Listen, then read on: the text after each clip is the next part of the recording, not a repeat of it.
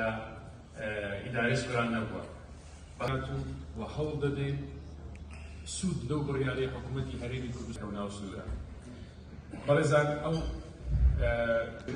دەستپێکردنەوەی دروستکردنی نەخۆشخانەی سیرەکان و دروستکردنی چەندین بنکەی تەندروستیش بەڵام داگیرکردنی جیهازێکی زۆر باش تا ئێستا دابین کراوە و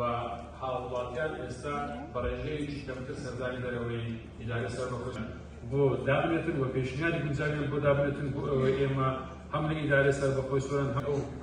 کەمکوڕیانە بکەین کە تا ئێستا نەکراون و چێژی بەرچاوی هاوڵاتیانی ئەوە بەرە بکەن بەڵام بە دڵنیاییەوە ئێمە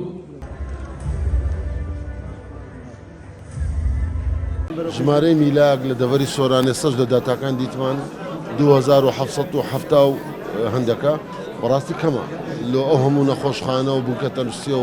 و 6 قەزا و ئەو هەموو ناحیە و شوێن و گوندانە و دەڤەرێکە دەڤەری گەشتیاریە دەڤەرێکی بازرگانیە ڕێگای بازرگانی گشتیە و هەندێک جار بەڕاستی کێشە و گرفتی ئەمنی و سیاسیش لەم سنوورانە هەیە